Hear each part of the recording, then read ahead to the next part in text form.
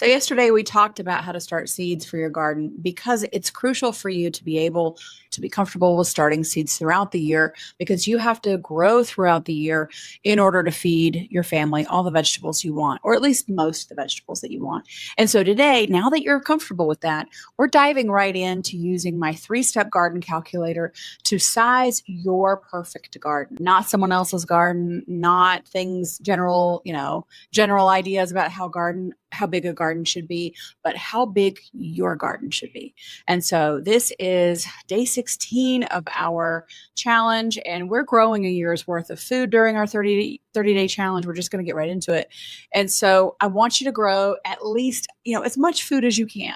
It may not be a year's worth, but with this calculator and with this video, you're going to, at the end of this video, you're going to have an idea of how big your garden should be and how much it's going to cost you to grow it. So these are the 3 steps to planning the exact vegetable garden that you need. And we're going to get into it. Step 1 is to determine the number of pounds of vegetables that you need. Now, this is a year-long garden plan. Your growing season is probably not a year long. Most people's is not an entire year long. So you're going to have to grow more than you can eat, and you're going to have to put that up. But those are videos for a later date.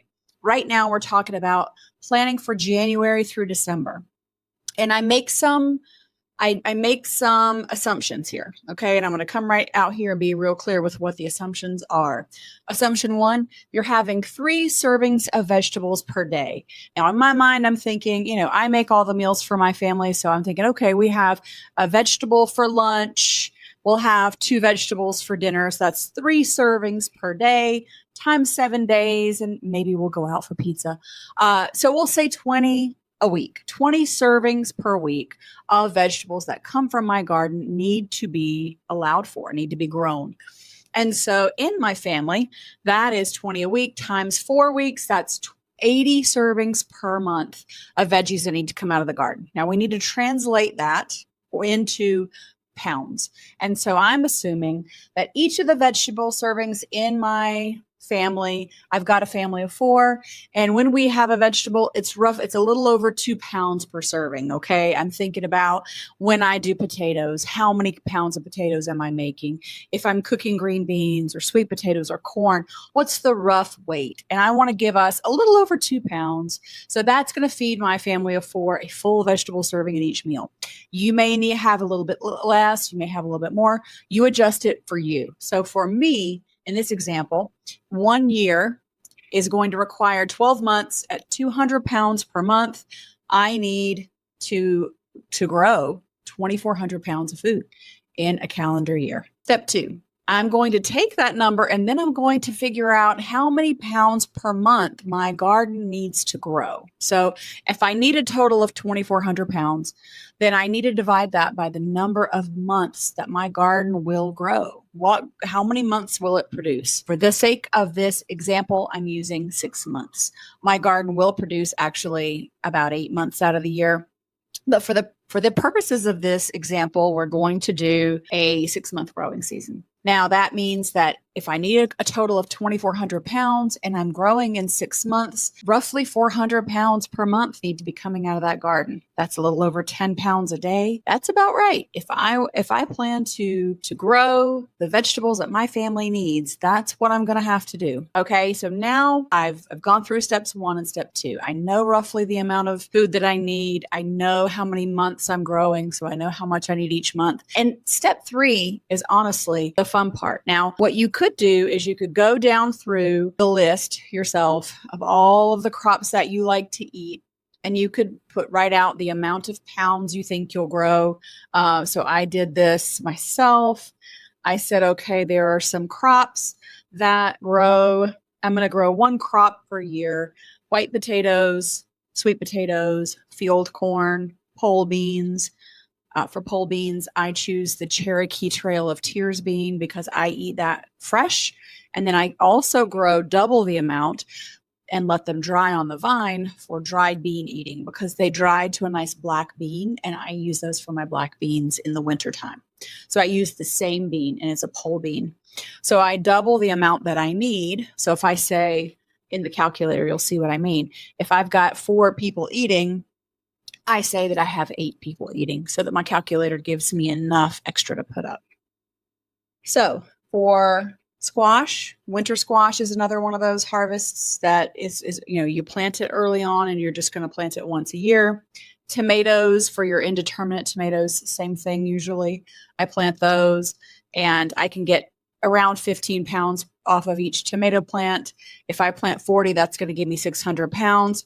Peppers, 120 pounds, onions, 100 pounds, melons, 100 pounds. Then I've got to calculate my successions. I've got to say, okay, well, lettuce, I can plant multiple times a year. There's sweet corn, there's squash, cucumbers, kale. You can write all this out by hand, or you can get my seeds in space calculator. I'll leave a link for it below, and you can use it over and over again as many times as you want every time you plan your garden. And what it's going to do for you is you're going to input exactly what you want to eat and how many people are going to eat it. And that calculator tells you how much space you need to grow it and what the seeds or plants will cost. And so it gives you the total number of square feet that you need and your per crop cost as well as a total. So you're walking away, as soon as you're done with that calculator, you are walking away with exactly how big your garden needs to be. So without any further ado, we're going to hop into a review and some examples. I'm going to show you how to use the Seeds in Space calculator, and we're going to use an example for my garden so you can understand how it works and you can visualize how it will work for you. Okay, so let's check out the Seeds in Space calculator. This is an awesome calculator that helps me plan out the garden sizes for folks when I help them plant or plan their garden. So let's take a look and we'll use this for you. Move myself out of the way here.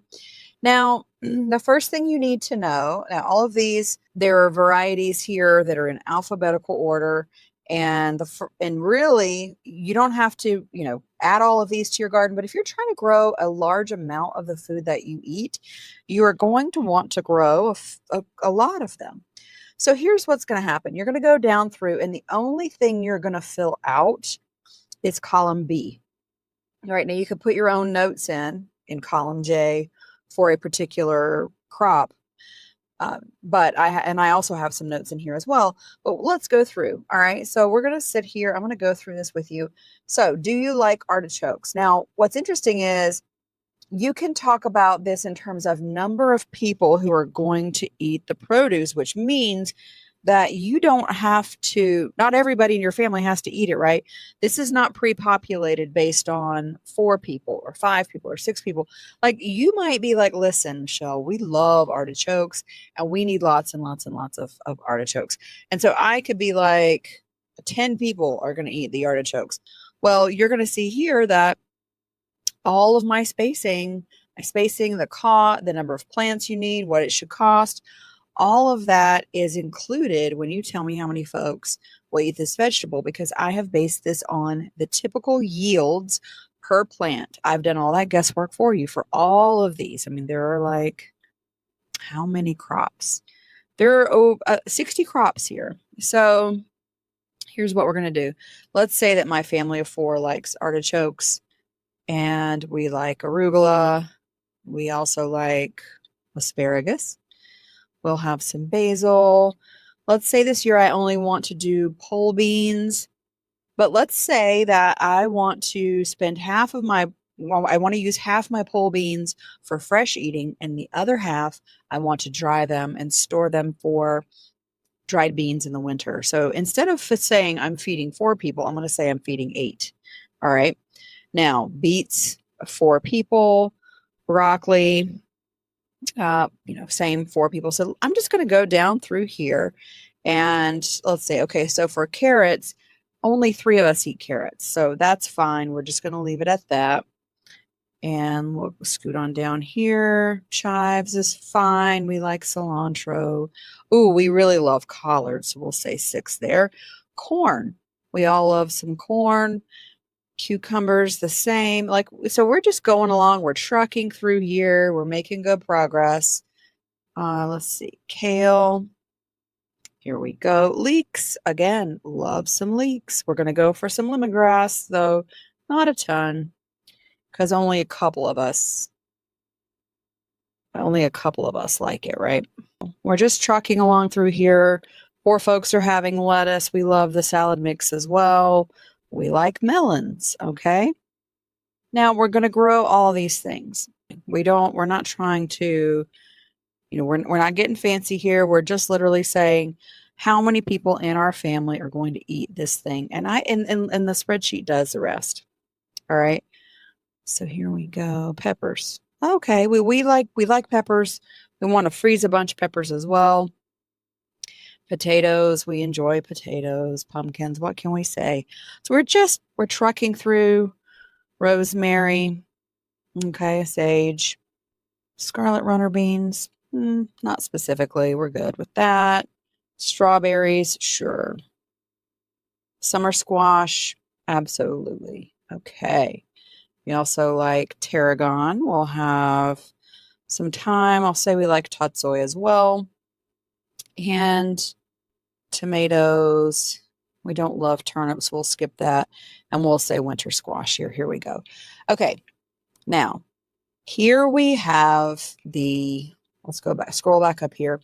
And we see in column E, what has already been calculated for you are the number of plants you need to grow, the square feet of planting space that you'll need in total to plant those plants, and then the cost to plant. Now, if a variety or if a plant or vegetable is typically found in plant form at a plant store or garden center, you'll see that cost reflected there. If it's better to grow using seeds, or if it's generally accepted that folks will grow with seed, or it's easy enough to learn, then that's what I've included. Because my whole goal here is to show you how to grow food as inexpensively as possible. Okay. So then you've got your formula cost here. So you've got cost to plant. Now that what's reflected in your cost to plant is basically whether it's plants or seeds, what's going to be your average cost to get those, to procure those plants or seeds. And then in the notes section, I have gone through here and told you in certain cases, hey, the formula for cost was calculated using a plant cost. However, you can buy seeds and plant these for much less money. So anywhere that's the case, that I feel like that's the case, or I give you the justification of how I came up with the formula, that is in there as well. So here at the bottom, here's a really good idea of what you're going to spend for all your seeds and all your plants. And here is your average expected size of your garden in square feet. Now that's bed space. Okay, that is your growing space. So let's say you've got 4x8 garden beds that are 32 square feet. You're going to need several of those because you need a large garden. A lot of times when you need a garden that's 900 square feet, let's think about that in terms of rows. So if I've got a 50-foot row, and that 50-foot row is 3 feet wide, that's 150 square feet. So I may only need 7 or 8 of those, and I've got my whole garden. So now you can see how you're going to take this square footage number, and you're going to think about your space. You're going to get creative with it. And you're going to say, I need a total of 926 square feet for all of these delicious vegetables for my family. How am I going to do that? And we're going to look on your porch. You're going to look on your front porch, back porch, or your backyard in containers. You're going to do all of this. It's kind of like you're just finding space, and that can be kind of fun. So you've got your space that you need. You've got a rough number of the rough amount of money that it's going to cost you. And now in the next tab, you kind of have all of this. You've got all this summarized for you. So you can play with it. You can change your numbers. You can increase some, decrease some. And then on the final tab, these are resource lists. These are places that you can get started immediately buying those seeds, buying whatever you need. You've got botanical interests, house tools, high mowing, organic seeds, if that's something that you're interested in. And then you've got your seed starting trays. Bootstrap Farmer makes really great ones, your seed starting mix. So I have created this spreadsheet for you because it is just an absolutely amazing tool to help you get started and help you think about things. So In our last video, we talked about how do you start seeds, because I wanted you to understand that seed starting and buying seeds and planting them is most likely going to be the cheapest way for you to grow a garden. And some of those are going to be needed to start indoors, and that's okay. So we've talked about starting seeds indoors. And today we are really zeroing in on how big of a garden do you need based on how many servings of vegetables per month or how many pounds. Like I like to talk in terms of pounds, right? Like pounds per month. Like how long is my growing season and how many pounds do I need that garden to produce?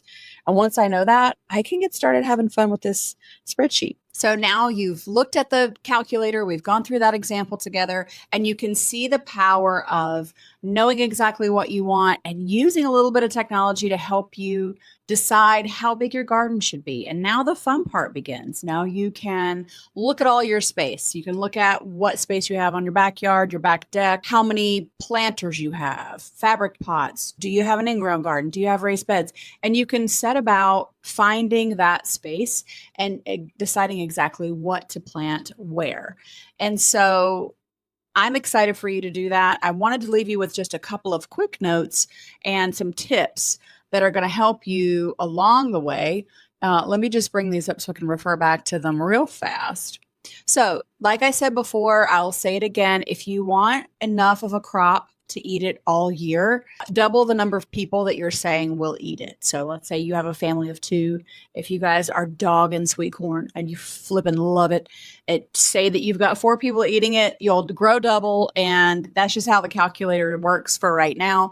That's going to be the best thing for you to do. That way you'll have plenty in your garden plan and you won't come up short. The next tip I have for you is to take notes in your copy of the calculator. Save it every year, save a copy of it, take notes for each crop. And that way you will have your own personalized planning or planting notes about, okay, I thought I was going to get 15 pounds of tomatoes off these plants, but I only got 10.